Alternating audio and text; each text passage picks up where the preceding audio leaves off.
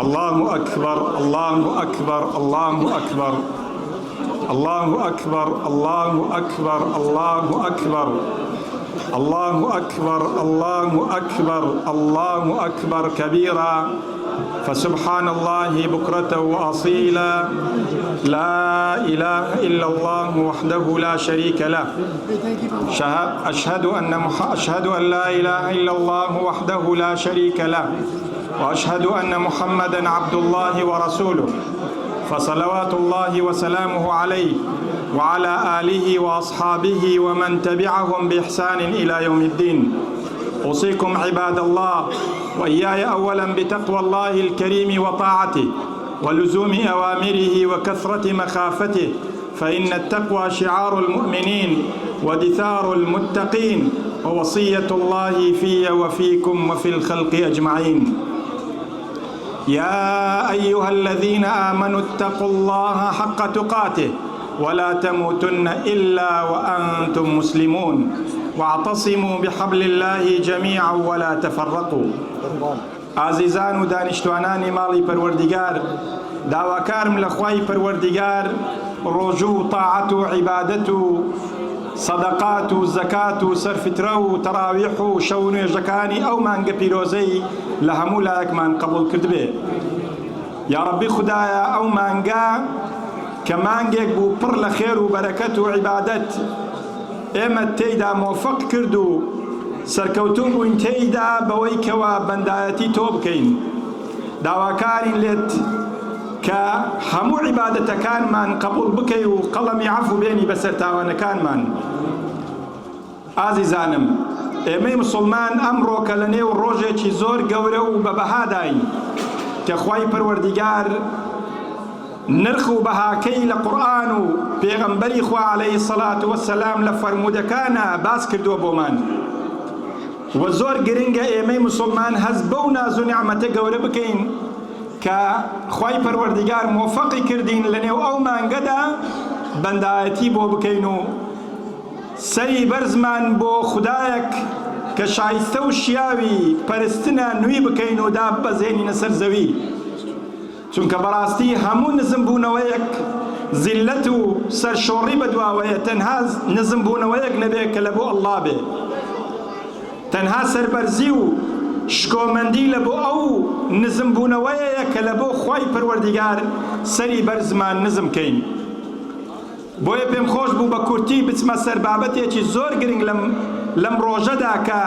ڕۆژی جەژنە، ئەویش بابەتی لێخۆشبوون و عەفوە. ئازیزانم، ئەمڕۆ ڕۆژێک کە بۆ تەواوکردنی عیبادەتەکانمان، بۆ ئەوەی کە خوای پەروەردیگار بە کاملی و بە تەواوی لێخۆشبوونی خۆیمان بۆ دەربکە، پێویستە ئەمڕۆ کە زۆر دڵفراوان بین. ئەو ڕق و چینە و ناخۆشی و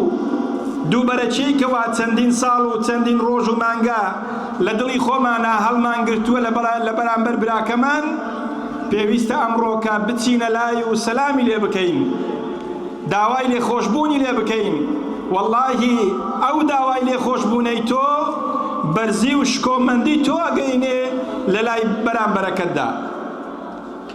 ئەوە تا خوای رب العالمین لە قورئانی پیرۆزە فەرمێ: فمن عفا وأصلح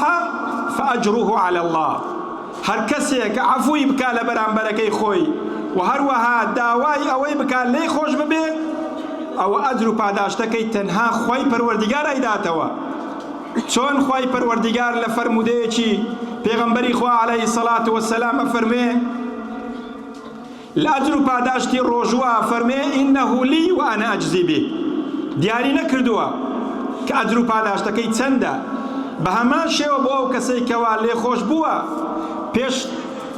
دەست پێشخەریەکە لەوەی کەوا لە براکەی خۆش بێ و سەلامی لێەکە و چێتە ماڵی و تەوقەی لەگەڵەکە، خوای پەروەردیگارە فەرمێ: فأجره على الله. ئەجر و پاداشتەکەی تەنها خوا زانێ چەند زۆرە و چەند گەورەیە. بۆیە خوای پەروەردیگار لە ئایەتێکی ترا فەرمێ: وسارعوا إلى مغفرة من ربكم وجنة عرضها السماوات والأرض. پەلە بکەنە ئیمانداران بۆ لێخۆشبوونی خوای پەروەردیگار بۆ لێخۆشبوونێک بۆ بەهەشتانێک کە پاناییەکەی بەقەد ئاسمانەکان و زەویەکانە. أعدت للمتقين ئەم ناز و نیعمەتە گەورە بۆ ئەو کەسانە ئامادەکراوە کە لە خوا ترس و پارێزکارن لە محەڕەماتەکانی پەروەردیگار. متقی چێن؟ ئەوانن کە خوای پەروەردیگار وەسفیانەکە لەم ئاەتا فەرمێ الذين ينفقون في السراء والضراء، ئەوانەی کەوا دەبەخشن لە پێناوی خوای پەروەردیگار لە کاتی خۆشی و ناخۆشیە. والكاظمين الغيظ، و ئەوانەی کەوا ڕق و چینەکانیان ئەخۆنەوە و قوت ئەدەنەوە و دەری نابڕن لە بەرامبەر براکەیان. والعافين عن الناس، و هەروەها لێخۆشبووشن لە بەرامبەر ئەو هەڵەت و پەڵەتەی کەوا ئەکرێتن لە بەرامبەریان و لێبوردەیی خۆیان دەرەبڕن. والله يحب المحسنين، بۆیە خوای پەروەردیگار چاکەکارانی خۆشە. وێ ئازیزانم، ئەگەر ئەتەوێ خوای پەروەردیگار بە متەقین ئاوزەدت بکە و پێناسەت بکە لەم ڕۆژەدا کە ڕۆژی جەژنی فیترە، هەوڵدا ئەوانەی کەوا دڵیان لێت عەزیەتی خواردیە و ئەزیەتت داینە بڕۆوە لایان و لە دەرگەیاندا و یاخود تەلەفۆنیان بۆ بکە، داوای لێخۆشبوونیان لێ بکە. وەڵڵاهی بەو داوا لێخۆشبوونە پلە و پایەک لە لای پەروەردیگار بەدەزەهێنی کە خوای پەروەردیگار بۆ دیاری نەکردووی. ئازیزانم، پێغەمبەری خوا فەرمی عەلەیهی الصەلاة وەسەلام وما زاد الله عبدا بعفو إلا عزا، خوای پەروەردیگار کاتێک کە بەندەکەی ئەبێنێ کە عەفوی دەرەکا لەلایەن خۆ بۆ براکەی خۆی، واللهی عزت و سەربەرزی پێ ئەبەخشێ. بۆیە هەر کاتێک کە تەمەشاکەین ئەو کەسەی کە هەڵەستێ بەدەست پێشخستنی خۆی بۆ عەفوکردنی براکەی خۆی، ئەگەر خەتاش لە مقابلەکەت بوو، بەڵام نەفس و شەیطانی خۆت لەم ڕۆژەدا سەرکوتکە دەمکوتیکە بەوەی کەوا نەتوانێ هیچ وەسوەسەیەکی خراپت لە دڵا دروست بکە. بۆیە بینین چەند سەمەرەیەک و بەرهەمێکی زۆر شیرین ئەبیستین و تامەکەین لە کاتێکەوە دەست پێشخەر ئەبی لە کاتی عەفو و سوڵحدا. یەکێک لەو بەرهەمانە ئەوەیە عەفو لێخۆشبوونی ڕەب العالەمین بەدەست دەهێنی. هەروەک پەروەردیگارمان لە قورئانی پیرۆزا فەرمێ وليعفوا وليصفحوا ألا تحبون أن يغفر الله لكم والله غفور رحيم. أفرميتن أي إيمان داران دەست پێشخەر بن لە عەفوکردنی بەرامبەرەکانتان، لێبوردە بن لە بەرامبەرەکانتان. ئایا پێتان خۆش نییە خوای پەروەردیگار لێتان خۆش ببێ؟ قەڵەمی عەفو بێنێ بەسەر تاوانەکانتان. بەلا هەر هەمومان پێکەواڵین بەلا یا ئەڵڵا، هەر هەمومان ئامادەین بەوەی کەوا خوای پەروەردیگار لێمان خۆش ببێ و قەڵەمی عەفو بێنێ بەسەر تاوانەکانمان. دووەم لە بەروبوومی لێبوردەیی و لێخۆشبوون ئەوەیە ئینسانی مسلمان بە لێخۆشبوونی وا ئەکاتن کەوا لە دڵی بەرامبەرەکەیدا تۆی محەبەت و خۆشەویستی بڕوێنێ. ئەوە تا خوای پەروەردیگارە فەرمێ ادفع بالتي هي أحسن فإذا الذي بينك وبينه عداوة كأنه ولي حميم. دەڵێ خوای پەروەردیگار لە وەسفی ئەوانە فەرمێ کە دەست پێشخەرن لە سڵح و لە ئاشتەواییە،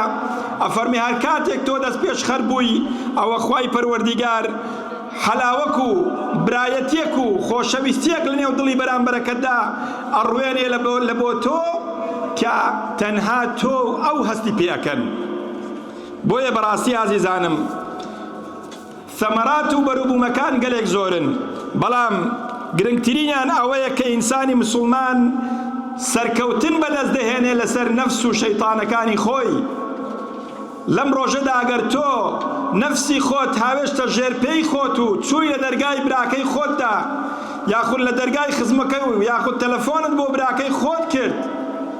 داوای لێخۆشبوونت لێ کرد، ئەو کات ئەو شەیطانەی کەوا هەوڵی داوە چەندین ساڵە کە ناکۆچی و دووبەرەچی دروستکا لە نێوانتان،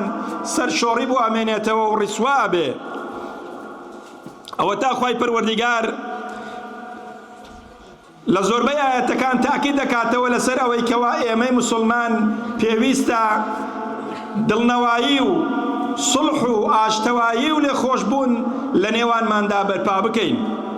لآياتك تأكيدك على سر يكريزي مسلمانان حركاتك وناكوچي دو برچي روح دا لبين دو كسا ام دو كسا پرتوازي رويان تيكا شيطان رويان تيكا بويا لنيو خويان دا دو برچي دروز دبي بويا خواهي پروردگار فرمي ولا تنازعوا فتفشلوا وتذهب ريحكم نكن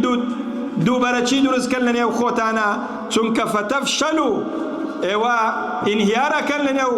لنيو مجتمع ولنيو انسان كان لبرامبر دجمنا وتذهب ريحكم وهروها بونو بلامتان وسامو هيبتان نامينية لنيمان لبرامبر دجمنا كانتان واصبروا ان الله مع الصابرين بويا عزيزانم خواهي پروردگار لقرآن فرمي لزوربي آياتكانا تأكيدك على سر ويك إنساني إيماندار حركاتك دس بيش خربو لا صلح آشتوائية أدرو پاداشتكي إتزگار زور بويكوا هجمار ناكريتن او تا پیغمبری خواه فرمی عليه الصلاة والسلام إن الشيطان آيس أن يعبده المصلون ولكن رضي بالتحرش أو بالتحريش فيما بينهم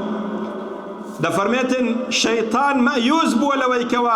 نوش خوينان زاري چي تربي پرستنو شوين كوتوي ببن بلام رازية بويكوا تنها لنيوان خويانا